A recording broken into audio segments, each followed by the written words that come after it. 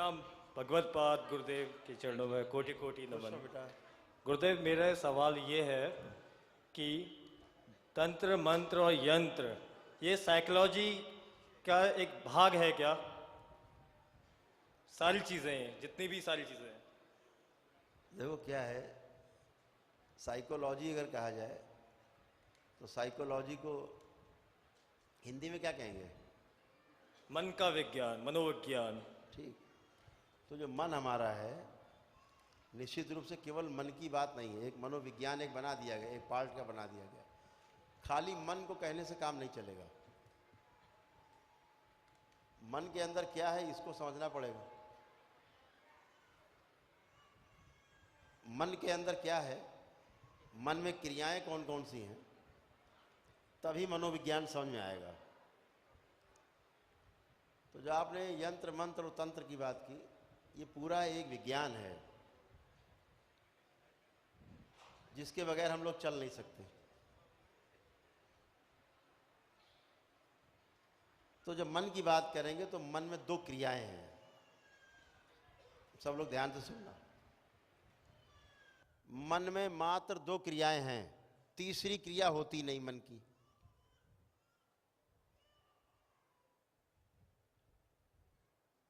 अगर अंश की बात करेंगे तो 32 है, लेकिन क्रियाएं दो हैं। कौन सी क्रिया दो है?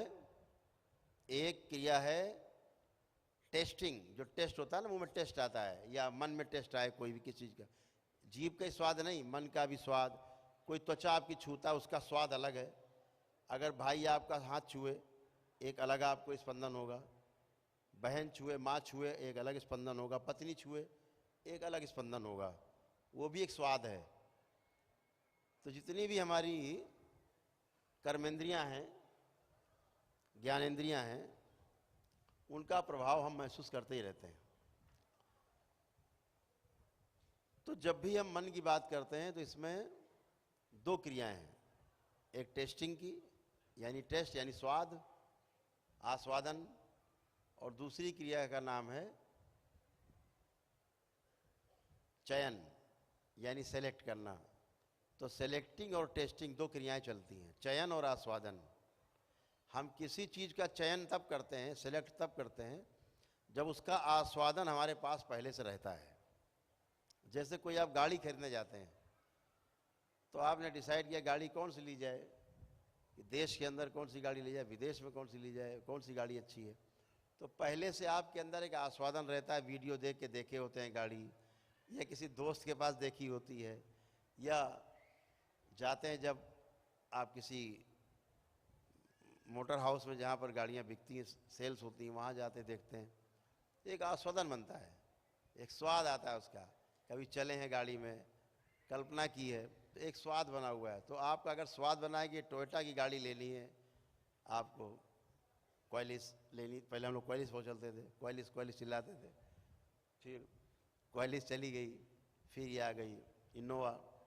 तो अगर आपको इनोवा के मन में बन गया है पिक्चर, आस्वादन, बहुत बढ़िया गाड़ी है यार हमारे लिए, बहुत, फिर कोई लाख बताए कि वो स्कोडा वाली बहुत अच्छी है, इससे बहुत अच्छी भी है, सस्ती भी है, आप कहोगे नहीं नहीं। क्यों? चयन आपने कर लिया है, किस आधार पे? आस्वादन के आधार पे। ठीक है, ऐसा। अब आप जिससे कभी बात करोगे, चर्चा करो गाड़ी कौन सी अच्छी है, तो अपने आप आस्वादन के आधार पर फिर उसको बताओगे गाड़ी ये वाली अच्छी है। तो वो एक चयन और आस्वादन की क्रिया है। तो दो क्रियाएं, चयन और आस्वादन। तो क्या होता है इसमें, जैसे आपने कोई चीज़ खाई है कभी, मान लीजिए हल्दीराम की कोई भुजिया खाई है आपने, हैं? तो अब कोई कहेगा यार भुजिया लाओ जरा थोड़ी सी खाने को है, तो आपके दिमाग में हल्दीराम आ जाएगा फट से, है ना? तो आप से पूछे कोई कौन सी भुजिया ले आए, तो आप कहोगे हल्दीराम, क्योंकि आपके पास पहले से उसका टेस्ट पड़ा हुआ है अंदर। कोई कह नहीं वो तो भाई सियाराम वाली है, तो आप कहोगे चल ले ही आओ, फिर देखा जाएगा, नहीं है तो ले आता, लेकिन आपको मज़ा नहीं आता उसमें, पहले से टेस्ट पड़ा, उससे आप कंपेयर करते हो। तो ये मन की क्रिया है, ठीक है ना? मन में यही दो चलता है। जैसे मालिक क्या करता है, अपने मैनेजर को सैलरी देता है कि भाई आपकी सैलरी है और बाकी स्टाफ की सैलरी है, ये आपको बांटना है। दे दिया। किस आधार पे देता है मालिक? पहले उसके अंदर एक आस्वादन पड़ा हुआ है कि हमारा मैनेजर ठीक है जी, हम इसको रुपया दे रहे हैं, ये बाकी सब में बांटेगा, सैलरी देगा।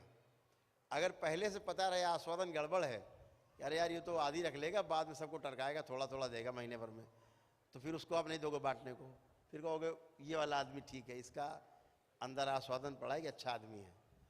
तो हमेशा सिलेक्शन जो है वो टेस्टिंग के आधार पे होता है। यही मन की क्रिया है, इसके अलावा बाकी कोई मन की क्रिया नहीं है, कुछ भी। समझ रहे? जैसे आपको कोई रंग पसंद है कि भाई मकान में गुलाबी कलर होना चाहिए अंदर कमरे में, ठीक है, तो ये आपकी क्या है, एक आस्वादन है अंदर, उसके आधार पर ही आप अंदर कलर कराएंगे। कोई कहे इसको लाल कर देंगे, आप कहोगे बिल्कुल नहीं करना, क्योंकि आस्वादन नहीं है उसका। तो कोई भी चीज़ आप सेलेक्ट करते हैं टेस्ट के आधार पे करते हैं अपने, यही दो क्रियाएं मन में हैं। और इसके अलावा जो आप तंत्र मंत्र हैं, तो तमाम दुनिया भर की चीज़ें वो इसी आधार पे खोज लीजिए, सब चीज़ें हैं, ठीक है। तो जीवन के जो 5 अविभाज्य हिस्से हैं, आत्मा, बुद्धि, चित्त, वृत्ति और मन, क्या है, क्या है?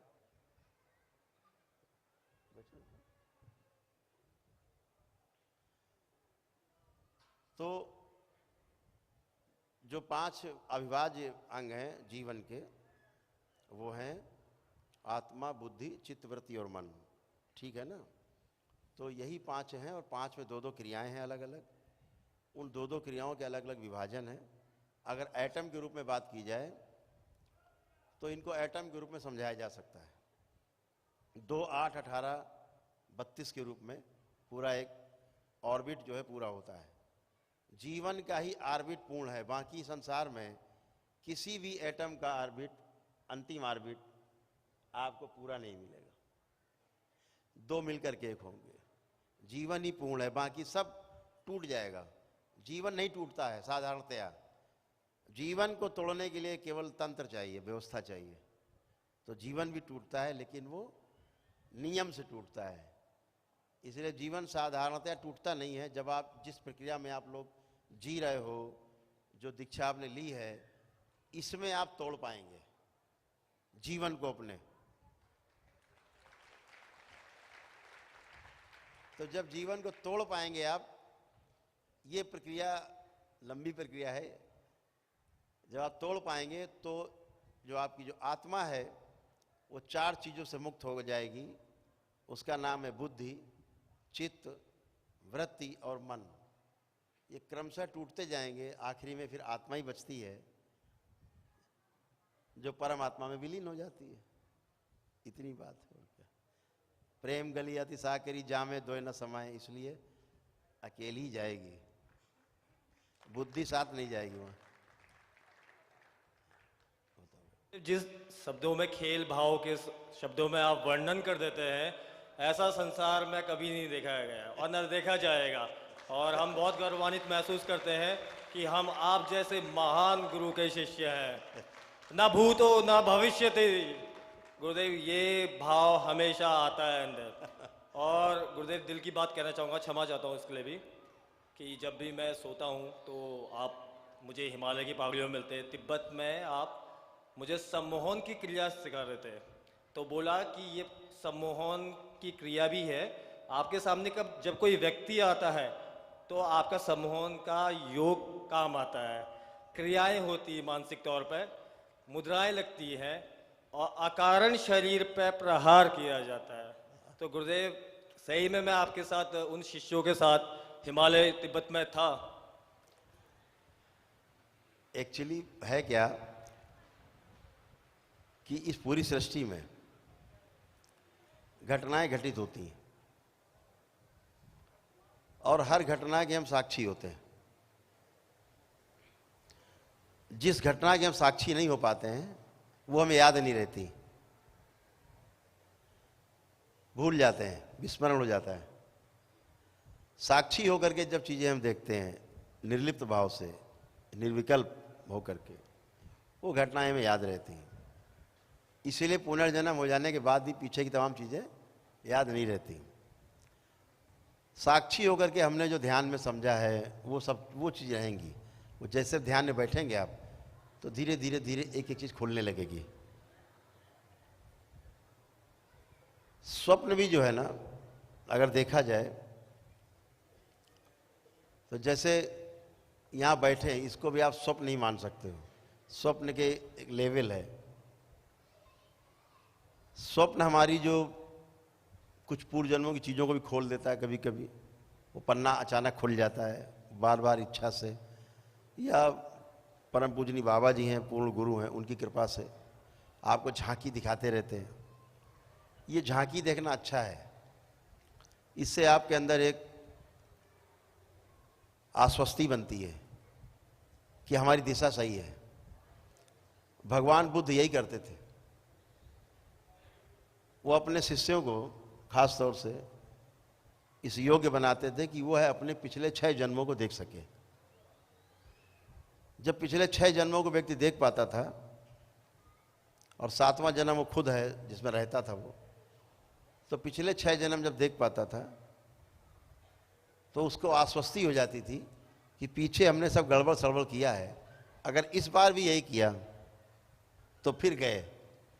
तो एक मौका मिला है, एक अवसर है कि हम इससे पार हो जाएं। तो गुरुओं की कृपा रहती है, तो ये बहुत स्वाभाविक है कि आपको स्वप्न में भी, प्रतीति में भी, भाव के रूप में भी चीज़ों को समझने समझाने की कोशिश दरबार करता है। उससे आश्वस्ति बनती है, दृढ़ता बनती है, साधना मजबूत होती है। 140, 150, 180 माला एक दिन में, और यकीन नहीं कर पा रहा था। और ये करवाया गया है आपके द्वारा, मेरी हैसियत नहीं है ये कभी। जब ऐसी आग होती है ना, तभी आदमी पार पाता है। ऐसी आग चाहिए, अग्नि ज्वाला। और गुरुदेव यही चाहता हूँ, कृष्ण भगवान भी कृष्ण तब बन पाए जब सांदीपान जैसे गुरु का। उससे कोई फर्क नहीं पड़ता है। तो देखो आप क्या भी गुरुदेव ऐसे ही है 1000 भक्तों के लिए, और 1000 कृष्ण बनेंगे यहाँ पर। इससे जो है फर्क नहीं पड़ता। किसी को भी देखे, कोई दिखे, धीरे धीरे सब तिरोहित हो जाएगा, सब गायब हो जाएगा। खुश हो बेटा।